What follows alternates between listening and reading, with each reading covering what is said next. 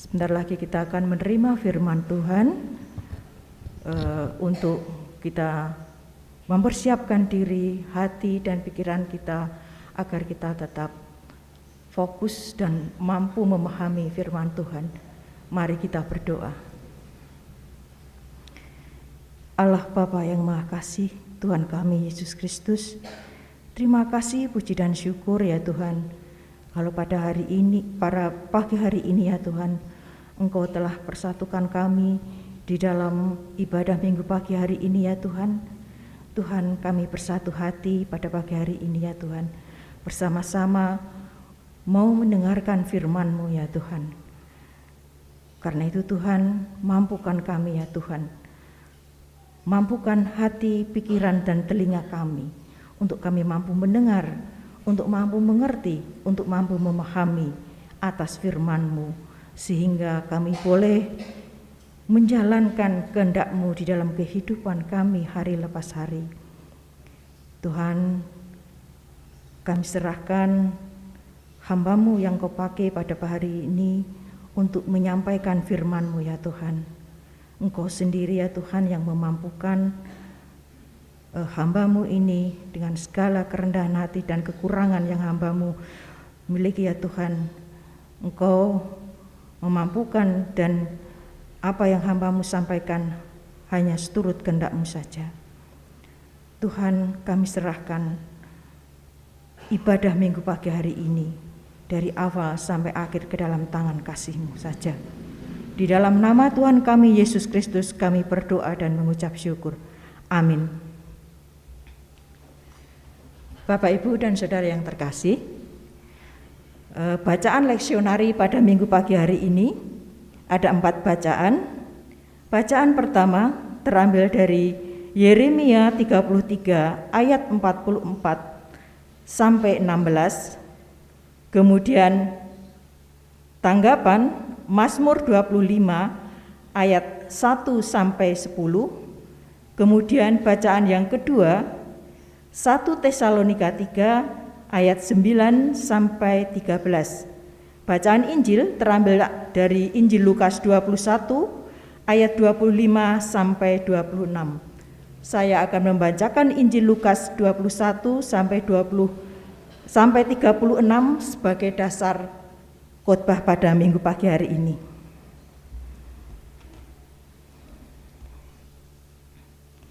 Kedatangan Anak Manusia perumpamaan tentang pohon ara. Dan akan ada tanda-tanda pada matahari dan bulan dan bintang. Dan di bumi bangsa-bangsa akan takut dan bingung menghadapi deru dan gelora laut. Orang akan mati ketakutan karena kecemasan berhubung dengan segala apa yang menimpa bumi ini. Sebab kuasa-kuasa langit akan goncang. Pada waktu itu orang akan melihat Anak Manusia datang dalam awan dengan segala kekuasaan dan kemuliaannya. Apabila semuanya itu mulai terjadi, bangkitlah dan angkatlah mukamu, sebab penyelamatanmu sudah dekat. Lalu Yesus mengatakan perumpamaan ini kepada mereka. Perhatikanlah pohon ara atau pohon apa saja. Apabila kamu melihat pohon itu sudah bertunas, kamu tahu dengan sendirinya bahwa musim panas sudah dekat. Demikian juga jika kamu melihat hal-hal ini terjadi, ketahuilah bahwa kerajaan Allah sudah dekat. Aku berkata kepadamu, sesungguhnya angkatan ini tidak akan berlalu sebelum semuanya terjadi. Langit dan bumi akan berlalu, tetapi perkataanku tidak akan berlalu. Jagalah dirimu supaya hatimu jangan syarat dengan pesta pora dan kemabukan serta kepentingan-kepentingan duniawi, dan supaya hari Tuhan jangan dengan tiba-tiba jatuh ke atas dirimu seperti suatu jerat, sebab ia akan menimpa semua penduduk bumi ini. Berjaga-jagalah senantiasa, sambil berdoa, supaya kamu beroleh kekuatan untuk luput dari semua yang akan terjadi itu, dan supaya kamu tahan berdiri di hadapan Anak Manusia. Demikian firman Tuhan. Yang berbahagia adalah orang yang mendengarkan firman Tuhan dan yang memelihara dalam kehidupannya. Maranatha.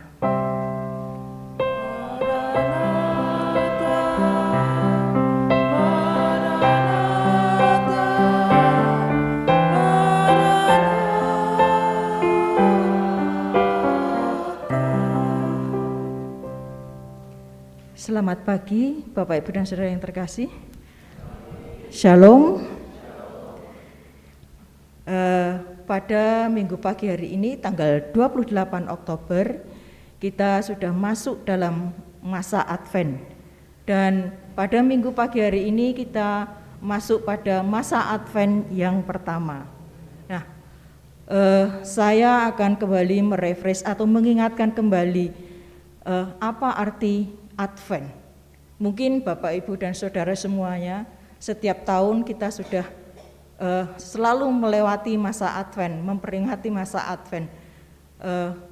Sudah tahu apa arti itu Advent, tetapi mungkin ada juga Bapak Ibu dan Saudara yang belum paham apa itu arti Advent. Nah, pada pagi hari ini bisa menjadi satu pengetahuan baru untuk Bapak Ibu dan Saudara semuanya.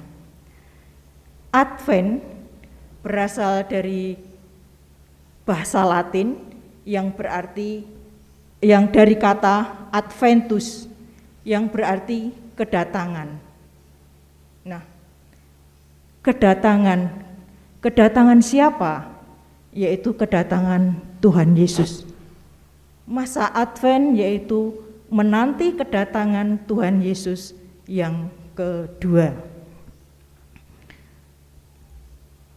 Pada masa Advent ini, warna liturgi yaitu berwarna ungu, menandakan arti pertobatan. Sedangkan untuk tema besar pada masa Advent yaitu penantian. Untuk tema besar masa Advent tahun 2021 yaitu tetap berjaga menanti kedatangannya. Nah, tema untuk masa Advent minggu pertama ini yaitu merawat kehidupan dengan doa. Bapak, Ibu, dan Saudara yang terkasih, Advent yaitu menanti kedatangan Tuhan yang kedua. Berarti kita berbicara tentang akhir zaman. Akhir zaman adalah sesuatu yang tidak dapat sepenuhnya kita pahami dan kita pastikan. Apabila kita ditanya tentang akhir zaman, ada dua respon. Respon yang pertama yaitu tentang kecemasan dan kemudian kekhawatiran. Kenapa terjadi kecemasan dan kekhawatiran?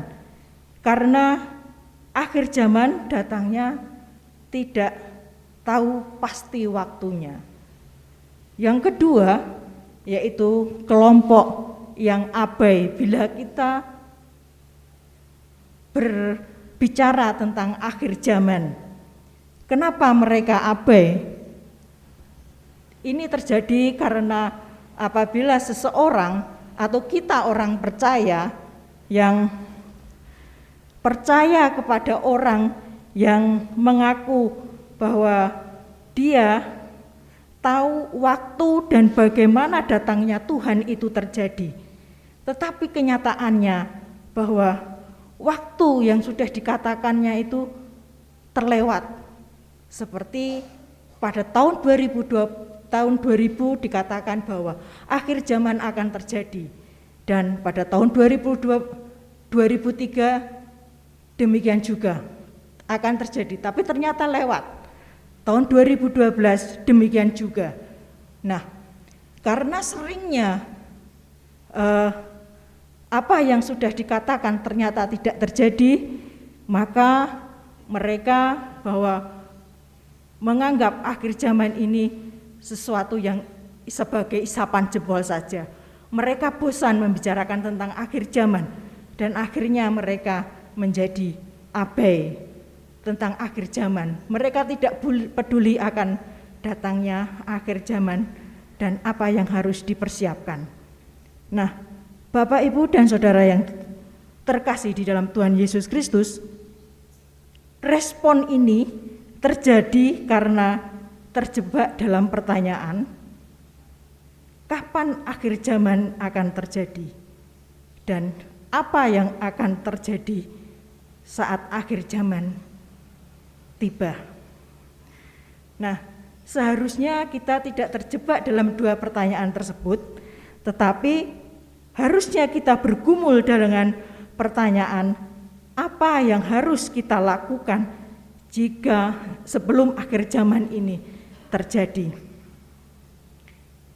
Dengan pertanyaan ini, maka kita tidak terjebak di dalam tindakan yang pasif seperti kedua respon tadi, hanya merasakan kecemasan, kekhawatiran, bahkan mereka abai, tidak peduli untuk mempersiapkan diri di dalam menghadapi datangnya akhir zaman. Tetapi kita harus melakukan atau menanti kedatangan akhir zaman itu dengan aktif, sehingga kita bisa menanti kedatangan tersebut dengan tanpa kecemasan dan kekhawatiran. Meskipun kita tidak mengerti waktu dan bagaimana kedatangan Tuhan, tetapi kita tetap percaya akan penyelenggaraan Tuhan di dalam kehidupan kita. Kita dikuatkan dalam menghadapi setiap misteri kehidupan yang ada di depan kita. Caranya bagaimana, Bapak, Ibu, dan Saudara yang terkasih? Caranya yaitu dengan menjalin relasi dengan Tuhan melalui kehidupan doa kita. Doa adalah sarana untuk membangun relasi dengan Tuhan, mengkomunikasikan setiap perasaan kita kepada Tuhan. Jadi saat kita berdoa, kita mengungkapkan segala perasaan kita kepada Tuhan dengan jujur. Jadi doa jangan dilakukan hanya sebagai formalitas belaka, tanpa ada penghayatan, penyesalan diri sepenuhnya kepada Tuhan. Jadi saat kita berdoa, jangan asal-asalan, jangan asal berdoa, atau hanya sebagai rutinitas saja bahwa, oh hari ini aku belum berdoa, biasanya aku berdoa, atau kalau enggak berdoa kok kayaknya enggak enak. Nah, hanya sebagai formalitas belaka. Berdoa harus dengan sungguh-sungguh, dengan perasaan yang sungguh-sungguh dan jujur di hadapan Tuhan. Sering kita di dalam doa tidak menyerahkan semuanya dalam kehendak Tuhan. Tetapi kita hanya memaksa kehendak kita kepada Tuhan. Sehingga apabila doa kita tidak terkabul, maka kita akan kecewa kepada Tuhan, karena kita menganggap Tuhan tidak peduli pada kehidupan kita. Biasanya begitu ya Bapak Ibu, kita, terutama saya biasanya juga begitu.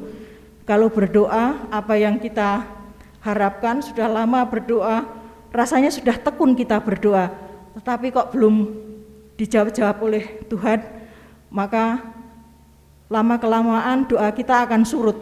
Yang tadinya sehari berdoa berapa kali, jadinya jadi 1 kali saja. Nah, Biasanya begitu.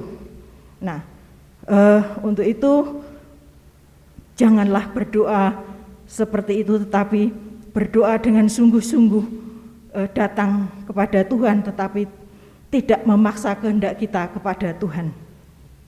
Nah, Bapak, Ibu, dan Saudara yang terkasih, menurut William A. Barry, doa bukanlah untuk mengubah rencana Tuhan, akan tetapi di dalam doa kitalah yang diubah untuk percaya kepada penyelenggaraan Tuhan di dalam kehidupan kita. Perlu kejujuran di dalam kita berdoa, dalam relasi kepada Tuhan atas pergumulan yang kita hadapi. Kejujuran di dalam doa bukanlah sebuah perkara yang mudah. Biasanya kita kalau kita berdoa, kalau kita berkata dengan sungguh-sungguh atau mau berkata jujur, Tuhan, ini keadaanku, kita pasti mempunyai rasa takut apakah ini saya salah nanti kalau saya berbicara begini di hadapan Tuhan, atau nanti akhirnya karena salah, akhirnya saya nanti bukan doa saya yang dikabulkan, tetapi saya malah dihukum oleh Tuhan. Nah, biasanya terjadi pergumulan seperti itu di dalam kehidupan Tuhan. Oleh karena itu, yang penting dalam relasi dengan Tuhan adalah selayaknya menjalin relasi dengan sahabat terdekat. Dengan sahabat terdekat, maka kita tidak perlu merasa malu dan takut menyatakan atau menyampaikan kekurangan dan kerapuhan kita. Dengan begitu, kita akan mengalami cinta kasih dan kepedulian Tuhan yang begitu nyata dalam setiap detik kehidupan kita. Bapak, Ibu, dan Saudara yang terkasih, seperti halnya pengalaman yang dialami oleh pemazmur dalam Mazmur 25 dan juga oleh Rasul Paulus dalam 1 Tesalonika 3 ayat 9 sampai 13. Pemazmur dalam situasi yang pelik dan berat merasakan kerapuhan yang nyata dalam dirinya. Dia datang kepada Tuhan dan berdoa. Pemazmur percaya bahwa hanya Tuhan saja yang bisa membawanya keluar atau menolong dari situasi yang dihadapinya. Bahwa Tuhan itu adil, benar, dan penuh rahmat dan kasih. Demikian juga dengan Rasul Paulus dalam menghadapi pergumulan di Tesalonika, pergumulan jemaat di Tesalonika, yaitu tentang pertanyaan kedatangan Tuhan Yesus kembali. Rasul Paulus dalam kondisi tidak bisa mendampingi langsung di Tesalonika, sehingga Rasul Paulus mengirimkan surat kepada jemaat di Tesalonika. Dalam suratnya kepada jemaat di Tesalonika, Rasul Paulus berdoa dengan penuh pengharapan. Dapat kita lihat dalam 1 Tesalonika 3 ayat 10, untuk Rasul Paulus bisa bertemu muka lagi dengan jemaat di Tesalonika. Juga di ayat 1 ayat 3,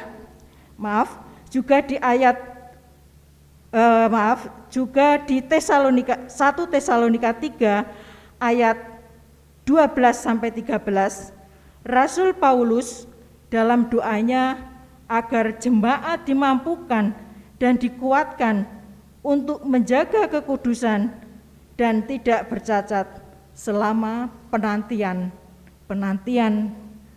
untuk kita bertemu kepada Tuhan kembali di akhir zaman. Demikian juga dalam Injil Lukas 21 ayat 26 sampai 36. Ayat 25 sampai 36. Tuhan Yesus dengan tegas mengajak kepada para murid untuk berjaga-jaga dan berdoa. Tidak hanya berjaga-jaga dan berdoa, tetapi juga waspada ketika menanti hari Tuhan. Hal ini dilakukan oleh Tuhan Yesus karena melihat kondisi para murid yang merasa rapuh, takut, cemas di dalam menghadapi hari Tuhan yang sudah digambarkan tadi di dalam Lukas 21 ayat 25 sampai 28. Para murid merasa ngeri terhadap datangnya akhir zaman. Oleh karena itu Tuhan Yesus menekankan untuk tidak hanya berhenti dengan rasa takut, cemas, melainkan agar para murid dapat menghadapi hari Tuhan dengan kemantapan hati, dengan cara yaitu menjaga diri dan menjaga kehidupan doa. Dapat kita lihat dalam Lukas 21 ayat 34 dan 36. Menjaga diri yaitu dengan menjaga diri maka hati kita akan terkendali dari kemungkinan dikuasai kemabukan, pesta pora, dan kepentingan duniawi. Dan menjaga kehidupan doa merupakan upaya nyata untuk menghindarkan diri dari kerapuhan. Jadi tindakan menjaga diri dan menjaga kehidupan doa harus seiring sejalan kita lakukan, harus berbarengan, sehingga apabila kedua hal tersebut kita lakukan, kita tetap tegar dan mantap meskipun apapun yang terjadi, maka kita mampu menghadapi masa depan yang tidak bisa kita ketahui apa yang akan terjadi. Bapak, Ibu, dan Saudara yang terkasih, bagaimana dengan kita sebagai orang percaya di masa kini, saat ini, dalam kita menanti kedatangan Tuhan? Seharusnya kita melakukan seperti apa yang ditegaskan oleh Tuhan Yesus kepada para murid, untuk tetap berjaga-jaga dan berdoa dengan menjaga diri dan menjaga kehidupan doa. Karena dengan mengkomunikasikan diri kita, membangun relasi kita dengan Tuhan lewat doa, kita akan merasakan pemeliharaan Tuhan di dalam penyelenggaraan Tuhan di dalam kehidupan kita. Doa adalah tindakan yang konkret yang bisa kita lakukan. Dan di masa Advent ini seharusnya kita lebih rajin, atau